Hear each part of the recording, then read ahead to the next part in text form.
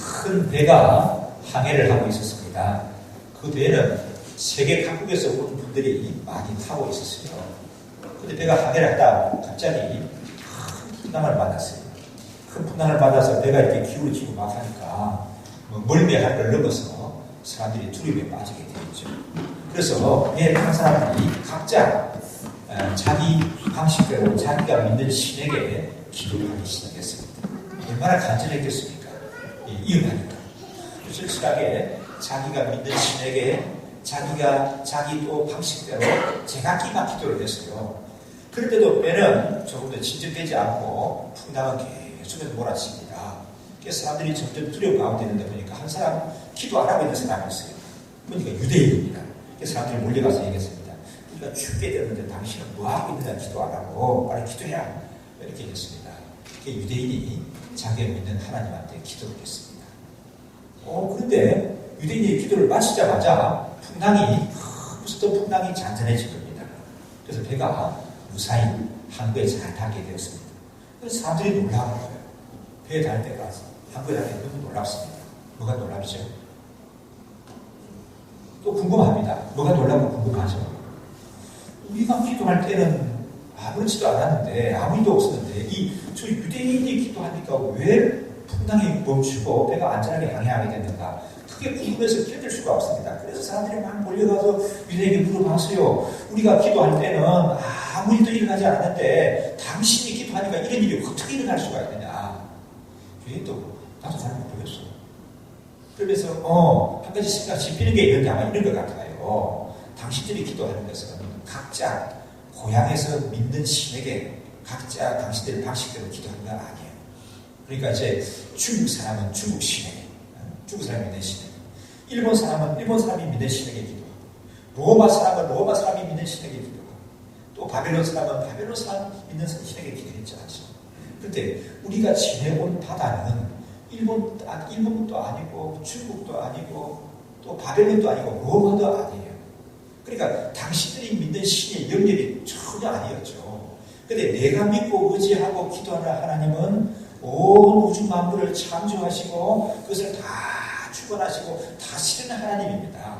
그러니까 기도의 응답이 있을 수밖에 없죠. 그렇게 얘기했다는 거죠. 맞는 얘기입니까? 제가 믿는 하나님, 온 우주 만물을 창조하시고 다스리시는 하나님이십니다. 여러분이 믿는 하나님도 그러실까요? 대답 안 하세요? 여러분들 믿는 하나님도 그러실까요? 그렇죠. 우리가 믿는 하나님은 한 지역에 국한된 그런 신이 아니라 온 우주 만물을 창조하시고 다스리시는 그런 하나님이신 줄 믿습니다. 오늘 말씀에 보면은 우리 예수님의 생활의 모습이 나오는데 예수님 참 바쁘셨습니다. 이 땅에 계실 때 예수님 참 바쁘셨습니다. 여러 가지 사역이 많으셨거든요. 회당에 들어가서 가르치시기도 하고 귀신 들린 사람 쫓아내기도 하고 또 병자를 고치기도 하고 또 회당에서 나오셔서 시몬의 집에 들어가서 끙 누워서 앓고 있는 장모님을 어떻게 했습니까? 펄떡 일어나서 수용 들게 하는 그런 능력도 행하셨습니다. 예수님 주위에는 사람들이 많이 모였는데 어떤 사람들이 많으면 보십시오. 병든 사람들, 가난한 사람들, 배고픈 사람들, 귀신 들린 사람들, 문제 있는 사람들이 모였습니다. 여러분, 이런 사람들과 함께 생활하고 지내면 어때요? 힘이 납니까? 힘이 빠집니까? 힘이 빠지. 안 겪어봤어요? 몰라요. 여러분, 이런 게 있죠. 힘든 사람하고 지내니까 힘이 빠지죠. 집에 한자가 있어요, 한자가. 그러면 아픈 사람은 아파서 힘들지만 온 식구들이 힘이 빠지는 거라고요. 이게 힘든 사람하고 있으면 나도 모르게 에너지가 막 빠져나가는 거예요. 힘이 빠져나가는 거예요. 그런데 이제 그 반면에 어떤 사람하고는 같이 있으니까 일을 해도 힘이 나요. 그런 거 느껴보셨습니까? 마음에는 에너지를 주는 사람이다. 에너지를 주는 사람이다. 그렇게 얘기를 하죠. 그런데 이제 보니까 이 예수님 주위에 있는 이 사람들은 다 힘을 빼앗아가는 사람들이에요. 에너지를 빼앗아가는 사람들이에요. 그런데 우리 예수님은 그 많은 사람들을 만나고 많은 사역을 하면서도 예수님이 지치셔가지고 사람들은 이 사람한테 시달리고 저 사람한테 시달리고 귀신 쫓아내고 병든 사람 고쳐주고 하니까 예수님이 지쳐가지고 힘들어하셨다. 그런 모습이 성경에 없어요. 또 그리고 예수님이 너무 스트레스를 받았다. 이래가지고 일이 많아지니까 스트레스를 받아가지고 예수님이 막 화가 나시더라. 그런 적도 성경에 있어요? 없어요? 없어요. 요즘 바쁘게 살아가는 사람들을 보게 되면 참 바쁜 것 같습니다. 급한 일에 쫓겨다니면서 사는 것 같아요. 그래요, 여러분요? 주위 사람들 아니라 여러분 자신을 한번 생각해 보십시오. 늘 급한 일에 쫓겨다니지 않습니까, 여러분? 참 재미나는 책 제목이 있더라고요. 책 제목이 이렇게 있어요. 늘 급한 일로 쫓기는 사람. 늘 급한 일로 쫓겨다니는 사람이래요. 현대인의 모습이 그렇다는데 여러분도 그러실지 모르겠습니다. 근데 예수님께서는 오히려 그 바쁜 일과 속에서도 많은 사역 속에서도 많은 사람들, 특별히 에너지를 주는 사람하고 힘을 주는 사람들이 아니라 에너지를 빼앗아가는 그런 수많은 사람들을 만나시면서도 새벽 민명이 뭐죠? 요즘 쉽게 번역된 성경에 보니까 아침에 날이 밝기 전에 새벽 민명에 예수님께서는 일어나서 한적한 곳으로 가셔서 기도하셨다. 그렇게 성경이 말씀하고 있습니다. 그래서 예수님은 많은 사역을 하시면서도 또 많은 사람들을 만나기 때문에 시달림을 당할 수가 있죠. 피곤할 수가 있죠. 지칠 수가 있죠. 그런데 그 바쁘고 분주함 속에서도 예수님은 시간을 내어서 기도하셨습니다. 예수님의 이런 기도하는 모습이 예수님으로 하여금 영적인 믿음을 지속하게 되는 거예요. 영적인 믿음이 깨어지지 않고 지속하게 하는 거예요. 예수님이 이렇게 기도하는 모습이 예수님으로 하여금 영적인 에너지를 충전하게 하는 겁니다. 영적인 에너지를 충전받으셔서 지치지 않게 하시고 피곤하지 않게 하시고 탈진하지 않게 하시고 스트레스 받지 않게 하시고 그 예수님의 영적인 사역을 유지하는 그런 원동력이 되게 하는 것이죠. 우리 예수님의 사역을 보면은 항상 기도하시는 모습을 볼 수가 있어요. 이제 누가복음 5장 15절 16절에 보니까 예수님의 소문이 더욱 퍼짐에 많은 무리가 말씀도 듣고 자기 병도 고침을 받고자 하였고대 예수님은 물러가서 한적한 곳에서 기도하시더라. 그렇게 말씀했어요.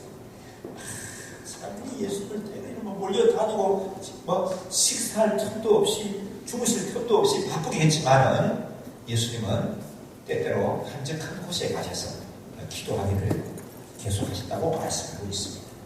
누가복음 6장 12절에 보니까 예수님이 12제자를 택하실 때의 모습을 기록을 하고 있습니다. 이때 예수께서 기도하시러 산으로 가서 밤이 새도록 하나님께 기도하시고 예수님이 산으로 가서 밤이 새도록 하나님께 기도하시고 12를 택하여 사도로 칭하시니라 그렇게 말씀하고 있습니다.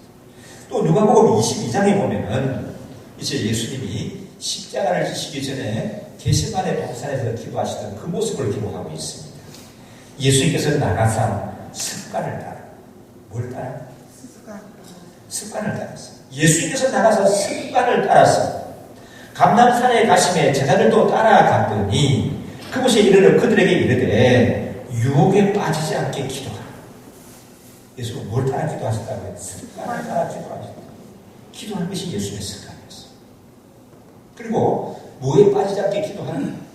유혹에 빠지지 않게 기도하라.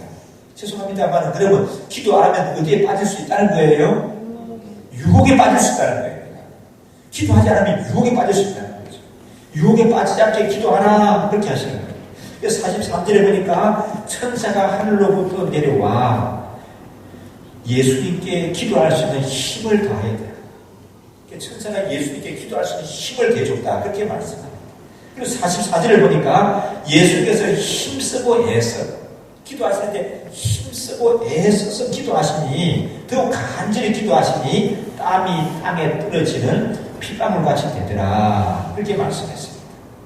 제자는 항상 누구에게 배워야 됩니까? 스승에게 배워야 됩니다.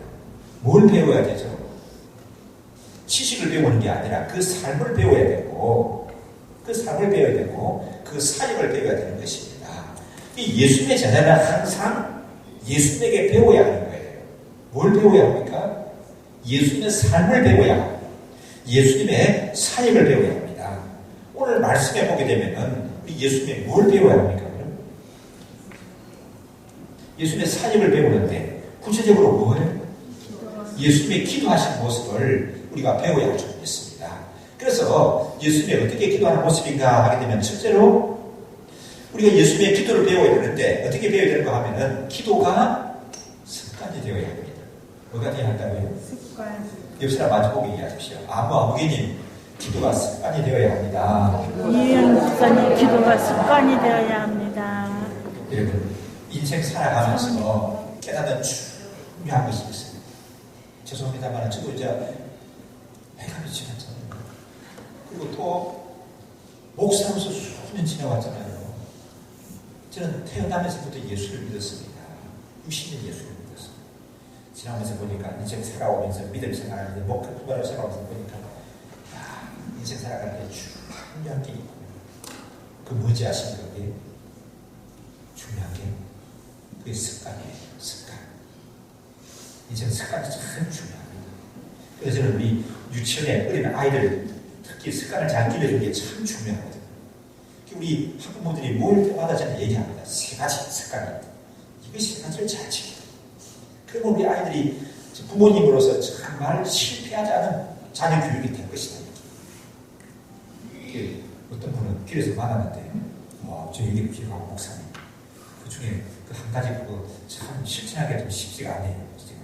중요하고 좋은 거는 실천하기가 쉽지가 않은 부분입니다. 그래도 하셔야 됩니다. 세 가지가 뭐냐고요? 이건 여러분 얘기해서 오늘 얘기 안 하겠습니다. 습관이 중요하네요. 습관이 이렇게. 습관이 중요하네요.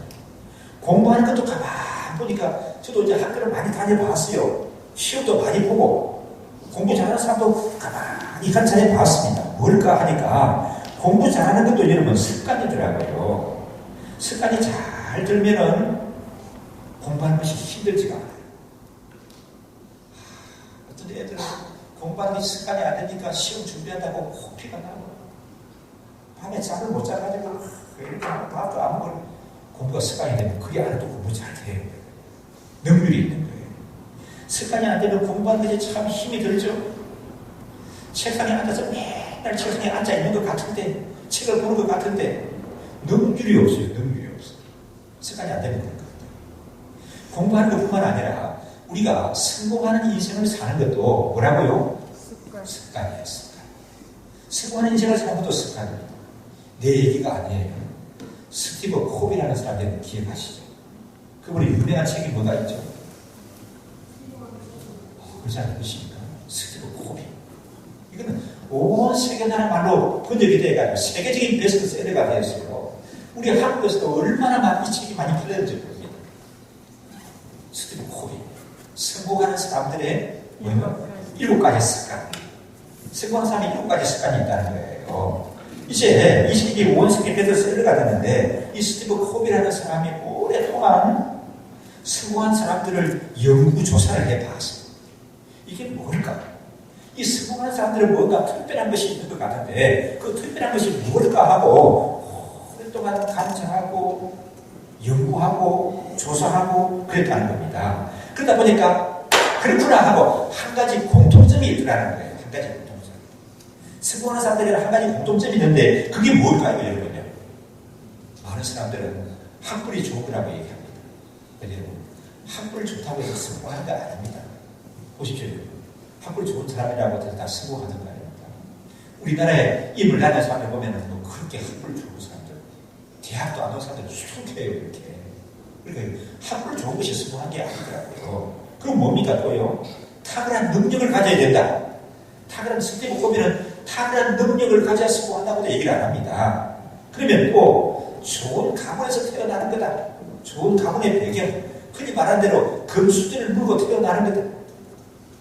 금수저를 물고 살아가는 거다. 그런 사람들이 성공한다. 그런데요, 그렇게 갖다 보이는데 가만히 보면은 금수저를 물고 태어난다고 해가지고 성공하는 것이 아니라고요. 좋은 배경 속에서 살아가는 것이 성공하는 것이다. 그것도 아니라는 겁니다. 그럼 스티브 콥이가 주장하는 게 뭐냐 하면은 성공하는 사람들에게는 특별한 것이 있는데 이것이다. 그게 뭐예요? 좋은 습관이라고요. 좋은 습관. 좋은 습관을 가지게 되면 성공하는 인생을 산다는 것입니다. 좋은 습관이 그 사람으로 하여금 성공하게 한다는 거죠. 또 좋은 습관이 그 사람으로 하여금 행복하게 하는 것입니다. 저는 여기에 박수를 치면서 지지하는 거잖아요. 맞아요. 제가 맞다고 하니까 여러분도 지지할 수 있습니까? 좋은 습관을 가지는 게 참 중요해요. 그 인생을 바꿔놓는 겁니다. 성공한 인생을 살게 하는 거예요. 우리 예수님의 발자취를 따르는 성도들에게는 기도가 참 중요해요. 우리가 하나님을 경험합니다. 하나님 경험해 보셨어요? 이렇게 말하니까 자신에게 대답을 못해요. 뭘로 하나님을 경험할 수가 있습니까? 우리가 기도하는 삶을 살게 되면은 우리 기도를 통해서 하나님이 계시다는 것을, 하나님이 나를 사랑하신다는 것을, 하나님이 내 기도를 들으시고 역사하신다는 걸 경험하게 되는 거예요. 예수를 믿으면서 그냥 주일날 교회를 왔다 갔다 하고 또 인구조사도 하겠죠. 보면은 종교가 뭐예요? 그러니까 기독교. 그렇게 써서는 하나님 경험되지 않아요. 기도를 해야 하나님의 경험이 되죠. 예수를 믿으면서 하나님을 경험하는 삶을 살아야 되는 거죠. 이 기도하게 되면 영적인 힘을 얻게 되어집니다. 이제 믿음 생활의 중요한 뭐라고 했죠? 여러분요? 우리 생명의 삶을 할 때 관계. 하나님과의 관계. 이웃과의 관계입니다. 이 지속적인 기도가 되면은 하나님과 좋은 관계가 되어져요. 여러분, 하나님과 좋은 관계가 지속이 되게 되면은 하나님이 우리 소원을 들어주시죠. 하나님이 내 편이 돼서 내게 힘을 실어주시는 분이 있습니다. 그래서 이 지식에 머물러 있는 사람이 많아요. 믿음 생활을 한다고 하면서 우리 기독교 신앙을 가진다고 하면서도 지식의 수준에 머물러 있는 사람이 많은데 우리 기독교 신앙은 지식을 넘어서는 거예요.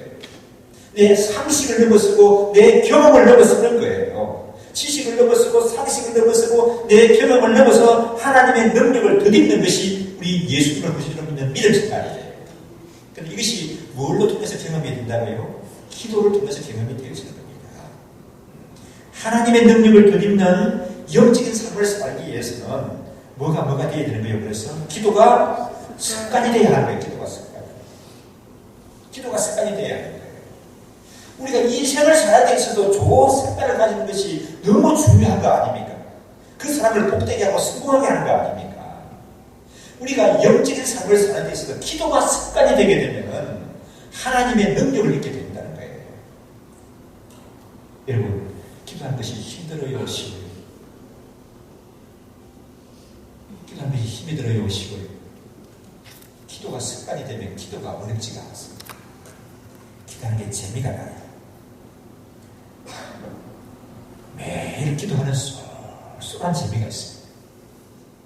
여러분, 요즘 사회가 아주 어지럽다고 그래요. 여러분, 살아가면서 쏠쏠한 재미 느끼는 분야가 있습니까? 뭐가 쏠쏠한 재미가 있죠? 옛날에 가난하고 어려울 때 꽃감을 지어야 되고 겨울에 하나씩 쫙 먹는 쏠쏠한 꽃감 앞에 있는 재미가 있답니다. 그래도 무슨 재미가 있어요, 여러분? 그런데요, 기도가 지속이 되면은 기도하는 재미가 쏠쏠해요. 아멘이신가요? 기도하는 재미가 쏠쏠하다. 우리 찬송가 작시자의 노래 보면 내 기도하는 그 시간 그때가 가장 즐겁다.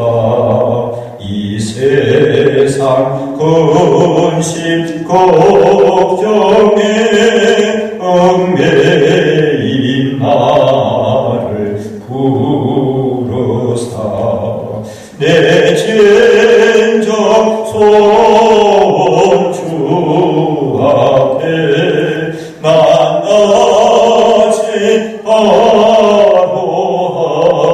바로하래요. 큰 불행 당해 솔벌 때 나이로 밖에 하시네.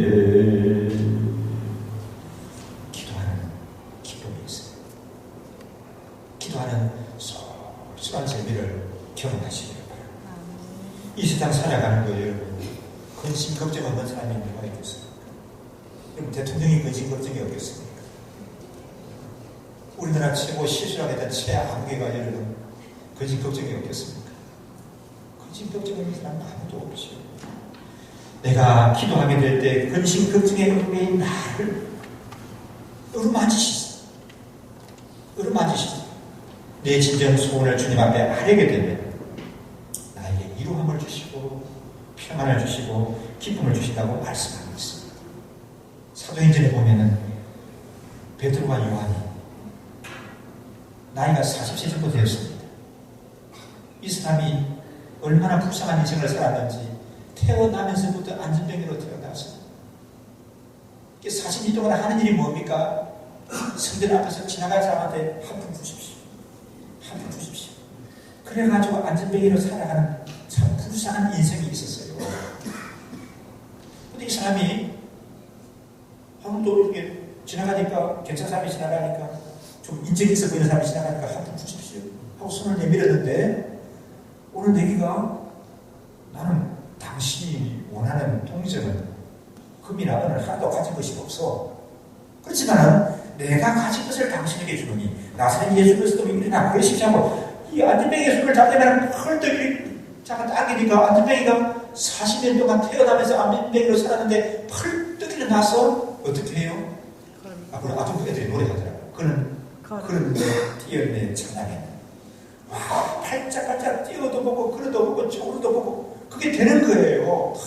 너무 좋아서 이제 성전을 달려가면서 막 소리를 치면서 하나님을 찬양하면서 뛰었다가 또 뭡니까 무슨 TV지 이렇게 이렇게 일가 뛰었다가 걸었다가 막 쪼그려 앉았다가 막 하면서 하나님을 찬양하는 것을 볼 수가 있습니다. 그런데 성경이 기록을 할 때 뭐라고 말하는가 하면 사도행전 3장에 보니까 이 기적이 언제 일어났다고요? 잘 보세요. 베드로 요한이 몇 시에? 제9시 기도 시간에 제9시 기도 시간이 되어 베드로와 요한이 성전에 기도하러 올라갈 때 이 일이 일어났다는 거예요. 제9시는 우리나라 시간으로 몇 시예요? 오후 3시. 우리가 이스라엘 나라 시간보다 성경에 나오는 시간보다 6시간 빠릅니다. 우리 한국 6시간이 빨라요. 그래서 성경에 나오는 시간에다가 6을 더하면 되는 거죠. 6을 더하면 우리 한국 시간이 되는 거예요. 오후 3시에 이 베드로와 요한이 기도 시간이 되어서 기도하러 가는 중요일이 일어났다는 거예요. 기도 시간이 되어서 기도하는 쪽으로 올라갔다. 베드로 요한에게는 뭐가 습관이에요? 기도하는 것이 습관이에요. 그 습관에 따라 기도했습니다. 그렇게 기도하다 보니까 하나님의 능력도 경험하게 되고 그들을 통해서 놀라운 안진병이를 일으키는 이런 능력도 그들에게 나타난 것을 볼 수가 있어요. 믿음 생활을 쭉 하면서 보니까 매일 일은 기도가 되더라고요. 참 생각이 나고 기도가 돼요. 그 일이 이루어지더라고요.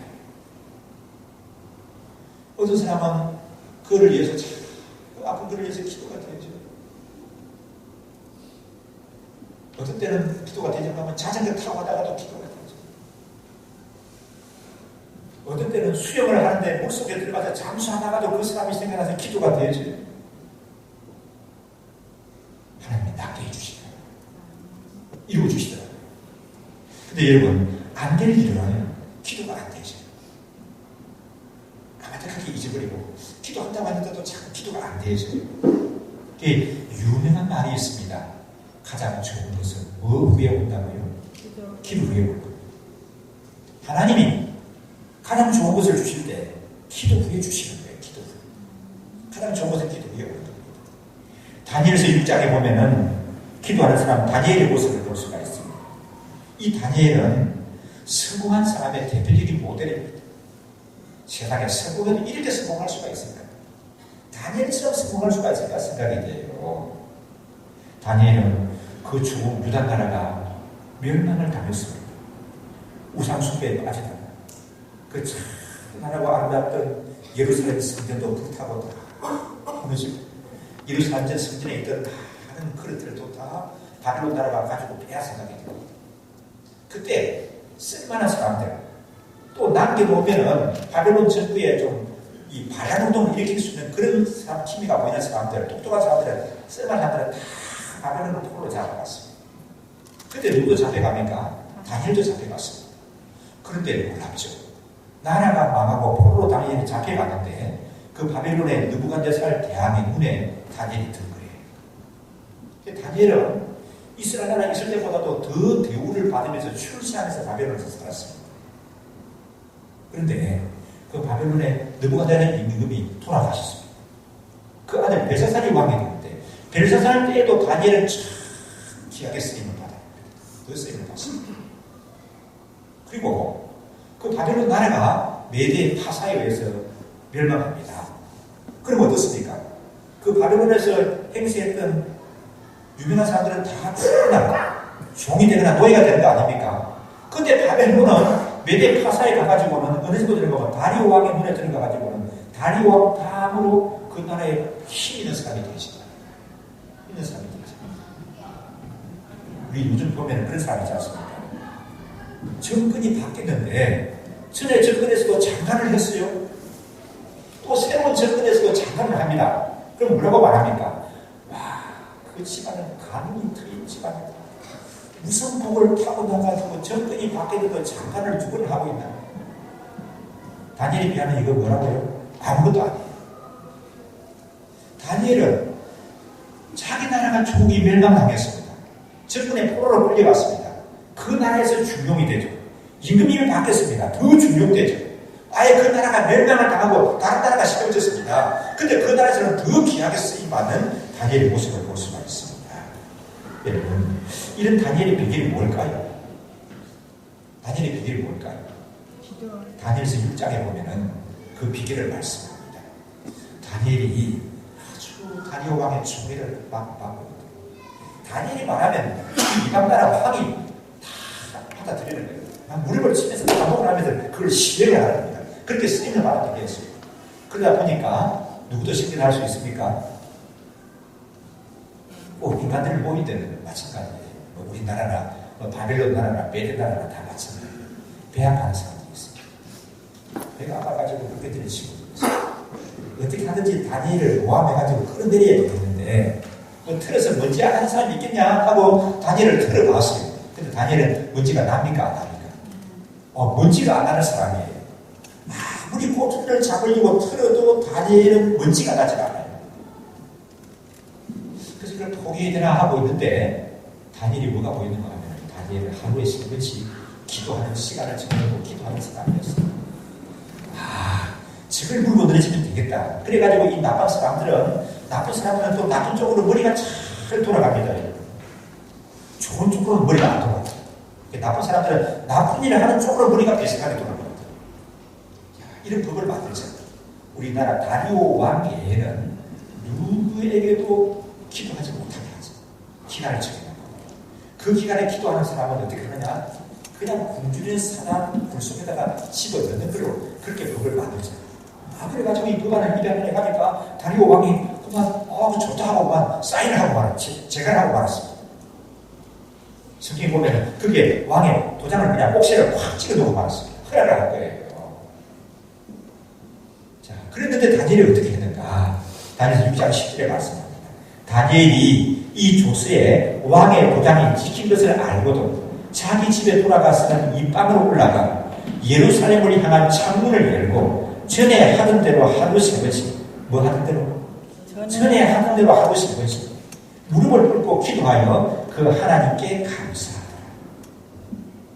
전에 하던 대로 하루 세 번씩 그 조서의 왕이 도장이 찍힌 것을 알면서도 다니엘은 전에 하던 대로 하루 세 번씩 하나님께 기도했더라. 그렇게 말씀하고 있습니다. 예, 기도가 다니엘에게는 뭐가 됐어요? 습관이 된 거죠. 기도가 습관이 된 겁니다. 여러분의 습관은 뭡니까? 여러분 습관이 있어요? 가까운 사람이 누가 가까우냐? 아내가 남편이고 당신은 그 습관 때문에 참 우리가 잘 행복하게 살고 있어. 그렇게 말합니까? 아니면 당신은 그 습관 때문에 참 힘들다 그래요. 누가 있습니까? 여러분 습관은 뭡니까? 내가 얼마나 습관이 뭐예요? 오늘 찬양 연주를 잘하고 또 오늘 이번 수요일날 또 설교를 할게요. 가수찬양 습관이 뭐예요? 우리 찬식에게는 습관이 뭡니까? 뭐가 습관? 예수 믿는 사람들은 하나님 자녀는 뭐가 습관이 돼야 하는 거죠? 기도하는 게 습관이 돼야 하는 거예요. 기도하는 습관이. 참 제가 좋은 글을 읽었습니다. 무릎을 쳤습니다. 좋은 습관은 하나님께서 인간에게 허락하신 기막힌 선물이래요. 맞아요? 좋은 습관은 하나님이 인간에게 허락하신, 그 사람에게 허락하신 기막힌 선물이다. 그렇게 얘기를 해요. 좋은 습관은 태어나면서부터 타고나는 거죠. 그죠? 어떻게 합니까? 내 삶 속에서 만들어지는 거예요. 좋은 습관은. 습관이 어떻게 만들어지느냐? 어떤 분이 그렇게 하더라고요. 하루에 한 번씩 연습하래요. 하루에 한 번씩 훈련을 하래요. 하루에 한 번씩 연습하는 것을 한 3주 정도 하게 되면 그런 습관으로 나아갈 수가 있다고 하는 얘기를 들었습니다. 예수의 발자취를 따르는 성도에게는 기도가 습관이 되어야 좀 있습니다. 그런데 여러분의 삶 속에서 하나님의 능력을 경험하는 그런 은혜가 나타나게 되고 있습니다. 예수 믿는 사람은 나라가 오시고도 한숨 쉬고 한숨 쉬고 자질감에 빠지고 소망을 잃어버리고 그러면 안 되는 거예요. 그러면 안 돼요. 기도 자리에 나가서 지속적으로 기도하는 그런 사람들이 되어야 좀 있습니다. 그 다음에 예수님에게서 보고 배우는데 두 번째 뭘 보고 배웁니까? 첫 번째는 뭐였죠? 기도가 습관이 되어야겠다. 기도가 습관이 되어야겠다는 걸 배우게 되죠. 두 번째는 뭡니까? 기도할 수 있는 한적한 곳이 있어야겠다. 예수님 꼭 한적한 곳에 가서 기도하셨다. 그렇게 말씀합니다. 그 바쁘신 중에서도 기도할 수 있는 한적한 곳을 찾으셨습니다. 그러면 여러분, 한적한 곳이라면 어떤 곳인가요? 한적한 곳을 찾으셨다고 하니까 한적한 곳이 어딘가 하고 찾아다니는 필요는 없습니다. 산에 가니까 한적하구나 하고 산에 가서 필요 없습니다. 한적한 곳이라고 하는 것은 특정한 장소를 얘기하는 것이 아니라 여러분이 기도에 집중할 수 있는 거예요. 여러분 기도가 어디서 하는 게 제일 집중이 되어집니까? 우리 팀장님 어디서 하는 기도가 제일 집중이 되죠? 교회죠. 그래서 이 시간마다 교회 오시죠. 그 한적한 곳이. 어떤 사람은 나는 골방에서 기도해야 집중이 된다게 되면 그 여러분 골방이 한적한 곳이 될 수가 있습니다. 나는 서재에서 나는 사무실에서 기도에 더 집중할 수 있다 하게 되면 서재나 사무실이 한적한 곳이 될 수가 있습니다. 그러나 대부분의 경우에는 아마 교회가 더 집중이 되어질 줄 믿습니다. 집에서 하는 것보다 사무실보다 교회가 더 기도에 집중할 수 있으리라고 생각합니다. 그리고 시간대도 보니까 우리가 참 바쁘게 살아가지 않습니까? 바쁘지 않은 사람은 없죠. 다 바쁘죠. 연세가 많으시고 우리가 보기에는 이제 뭐 퇴직하고 뭐 나만 도는 것이 시간이 뭐가 바빠요. 그럴지 모르지만 본인에게 물어보세요. 얼마나 바쁘지. 애들 학교도 입학 안 하는 애들한테 물어보세요. 엄마 네가 뭐가 바쁘냐? 돈 벌이냐? 학교 가냐? 뭐가 바쁘냐? 그래도 애들도 좀 바쁘고. 그러니 이 시대 사람 특징이 뭔가 봐. 애고 어른이고 다 급하지고 쫓기는 그런 삶을 살아가는 게 이 시대의 특징이에요. 바쁘거든요. 그러다 보니까 기도할 수 있는 한적한 곳. 또 그 시간대가 어땠나 하면 새벽 시간이 제일 좋더라고요. 그리고 여러분 보시기에 목사니까 하루 종일 기도할 수 있지 않겠어요? 아니, 안 믿어요. 여러분, 여러분보다는 그래도 기도할 수 있는 시간을 훨씬 더 많이 가지고 있겠죠. 그걸 인정하십니까? 그런데요, 그런 저임에도 불구하고 새벽에 기도하는 시간을 놓쳐버리게 되면 하루에 기도하는 게 쉽지가 않더라고요, 이렇게. 물론 뭐 문제를 하다가 기도하고 막 이렇게 하지는 하지만은 시간을 내어서 탁 잘라가지고 이렇게 기도하기 새벽 시간을 놓치니까 쉽지가 않더라고요. 새벽에 교회 나가서 기도하는 것이 좋습니다. 예수님이 말씀하시죠. 내 집은 많은 집이라고 만민이 기도하는 집. 내 집은 만민이 기도하는 집이다. 그렇게 말씀합니다. 지난 시간도 말씀드렸습니다만 저는 요즘 우리나라를 생각하니까 눈물이 나. 손녀를 물고 싶기도 하고 이럴 수가 있나요? 우리나라가 이럴 수가 있나요? 이게 때로는 목사로서 굉장히 자존심이 상하기도 해요. 화가 나기도 하고. 왜 그렇습니까? 이 역사에 보면은 우리나라 같이 짧은 시간에 기독교가 융성해진 나라가 없어요. 우리나라는 대단한 기독교 복음이 역사한 나라입니다. 그 기독교 복음이 한강의 기적을 가져왔습니다. 세계 각국에 제일 많은 나라의 선교사를 파송한 나라는 대한민국이에요. 물론 선교사 숫자가 제일 많이 나간 나라는 미국이지만 가장 많은 나라의 선교사를 파송한 나라가 대한민국이에요. 근데 이게 굉장히 자존심 상하는 일 아닙니까? 우리 이런 일들이거든요. 근데 저는 이번 주간 지나면서 자꾸 이 말씀이 생각이 나더라고요. 입에서 뱅뱅 돌아요, 이 말씀. 이 찬송이 생각이 나더라고요. 뭡니까? 내 이름으로 일컫는 내 백성 겸비하여서 기도하고 내 얼굴을 구하며 그 악한 길을 떠나며 하늘에서 내가 듣고 용서하며 땅을 고칠 것이다. 내 백성이 겸비해서 기도하면 내가 그 땅을 고칠 것이다. 하나님이 그렇게 말씀하시는 거예요. 이 말씀이 열왕기를 배경으로 되어진 거거든요. 역대하를 배경으로 되어진 거거든요. 그 보니까 어제 제가 이 부분의 말씀을 읽었는데 이 말씀을 읽으면서 보니까 야, 이런 날이 이런 일들이 우리나라에만 일어나는 건 아니구나. 역사상에도 많이 일어났고 또 일어날 수도 있구나 하는 생각이 들더라고요. 그 배경이 이렇습니다. 솔로몬 임금님이 예루살렘 성전을 건축을 했습니다. 그 아버지 때부터 건축하기를 원했지만 하나님이 그 아버지 다윗에게 허락지 않으신 거죠. 너는 준비만 하고 내 아들 때 일이 이루어질 것이다. 그렇게 말했어요. 그러니까 준비하는 사람이 있고 일을 이루는 사람이 있는 거예요. 그때 솔로몬이 예루살렘 성전을 건축을 했는데 참 아름답게 지었지 않습니까? 하나님께 동원을 했습니다. 그때 하나님이 솔로몬 임금을 가리켜서 말씀하는 겁니다.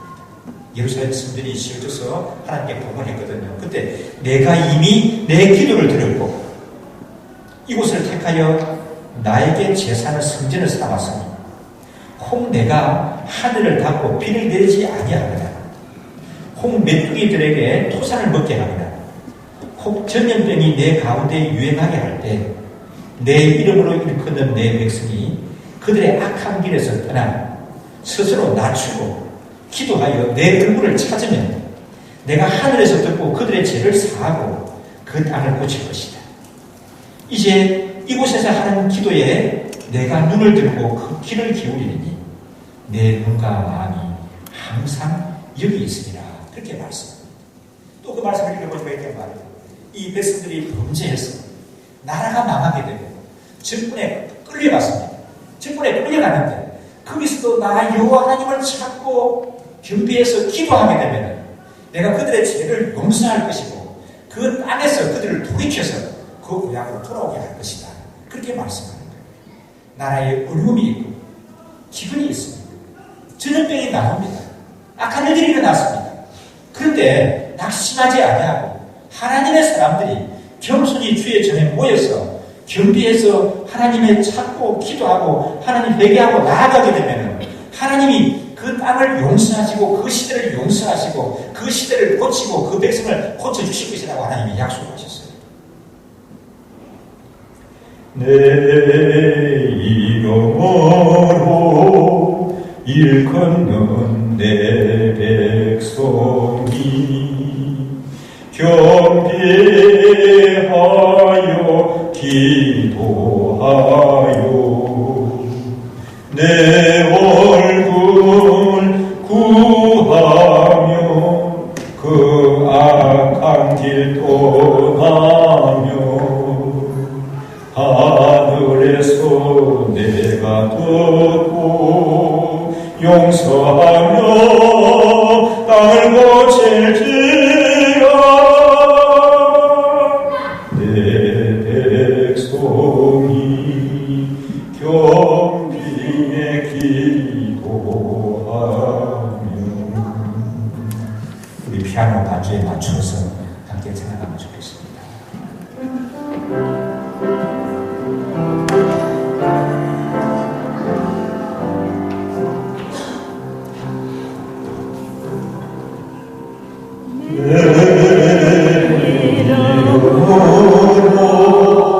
일컫는 내 백성이 겸비하여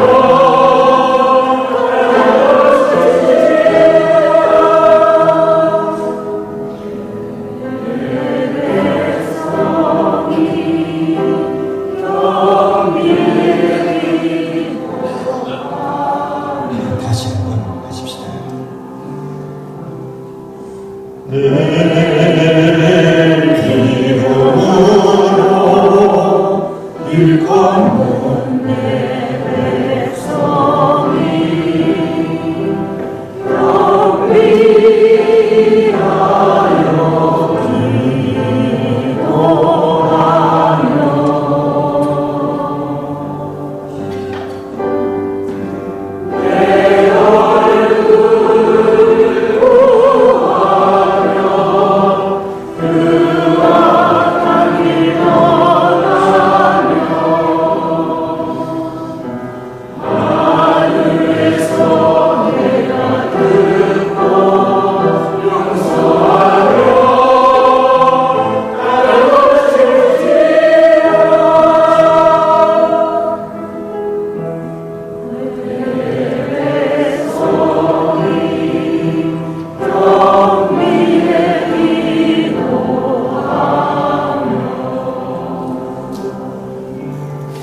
그렇습니다. 참 혼란과 어려운 시대를 우리가 살아가고 있는데 우리가 겸손히 주의 전에 모여서 기도할 때 하나님은 큰 역사를 베푸시고 그래서 아까 다니엘 얘기를 했는데 나라가 망해서 돌아갔지만 그 하나님은 다니엘의 기도를 들으시고 70년 후에 다시 그 페르시아에서 그 고향 땅 예루살렘으로 돌아가게 하시는 그런 역사를 볼 수가 있습니다. 우리나라도 그랬어요. 6.25 전쟁이 일어났습니다. 공산당이 쳐들어 왔는데 파주주의세로 쳐들어 오고 우리는 뭐 감당할 수가 없죠. 순식간에 서울이 한답이 되고 나라의 운명이 풍전등화와 같은 위기 속에 있었습니다. 전라도까지 점령이 되고 경상도 일부와 부산이 겨우 남아 있었습니다. 그때 피난 갔던 많은 목사님들이 지금도 부산에 가면 천안교회가 있습니다. 그 천안교회에 모여서 회개하고 매일씩 회개하고 매일씩 밤을 새워서 기도했습니다. 그때 회개하고 기도했는데 하나님이 놀라운 역사를 베푸셨어요. 그 기도회가 있고 나서 유엔군 참전이 결정이 되었어요. 그 기도가 있고 나서 메가드 장군이 인천 상륙작전을 있게 되었어요. 우리나라는 모든 사람들이 위기라고 말하고 있습니다. 그럼 우리 하나님의 자녀들이 알아야 할 것은 나라의 위기는 교회 모습과 밀접한 관계가 있습니다. 나라의 위기는 교회 모습과 관계가 있는 거예요. 교회가 기도가 식어지고 심심하게 되면 음란의 영, 분열의 영, 미혹의 영들이 설쳐됩니다. 교회가 영적인 힘을 잃어버리게 되면 그 시대는 음란의 영들이 설치게 되고 분열의 영들이 설치게 되고 미혹의 영들이 설치게 되는 거예요. 많은 가정들이 무너져가고 있습니다. 음란의 영이 설쳐서 그래요. 많은 미혹의 영들이 사람들을 유혹하고 혼미하게 하고 있습니다. 얼마나 정치 지도자들도 그렇고 각계각자 사람들이 막 나눠져 있습니다. 분열의 영이 설쳐서 그러는 거예요. 그러나 하나님의 자녀들의 모습, 교회가 참 기도의 부흥이 있게 되고 성령의 역사식으로 채워지게 되면 이런 것들이 물러가게 되고 하나님이 주신 은혜와 평화가 다시 될 줄 믿습니다. 우리 모두 기도의 부흥을 일으키는 데 참여하는 그런 사람들 되셔야 할 줄 믿습니다. 나라 꼴을 보고 낙심하고 분을 내지 마시고 그런 은혜를 기도의 불길을 일으키는데 동참해 주시기를 바랍니다. 우리 14일부터 18일까지 한 주간 특별 시대 기도를 할 것입니다. 온 성도가 깨어서 기도하고 합니다. 집이 멀리 있는 사람도 가까이 있는 사람도 우리 아이들도 어른들도 우리 주부들과 학생들도 다 함께 좀 참여하면 좋겠습니다. 왜? 우리가 살아가는 이 시대가 혼란하지 않습니까? 혼란하지 않습니까? 5 사람이 한 팀이 되어서 기도하는 5격주의 기도를 가지면 좋겠습니다. 여러분의 삶 속에 기도가 습관이 되셔야 할 줄 믿습니다. 여러분 자신을 위해서 깨어 기도하시고 자녀들을 위해서 기도하십시오. 어찌보면 이 나라와 이 민족을 위해서 기도하시기 바랍니다. 그래서 곤란을 넘어서고 위기를 넘어서는 하나님의 의로우심과 평강과 공의가 하수가 절로 넘치는 그런 나라, 그런 시대가 오도록 애쓰고 또 만들어가는 그런 저희들 되셔야 할 줄 믿습니다. 함께 우리 마음을 모아서 기도하기 바랍니다. 하나님 아버지, 시대의 어지러움을 봅니다. 누구를 탓하기 전에 참 우리 성도들의 책임입니다. 하나님 아버지, 다시 한번 우리에게 기도의 부흥의 은혜를 주옵소서. 하나님 아버지, 우리 교회에, 한국교회에 다시 한번 성령의 부흥의 역사를 허락하여 주옵소서.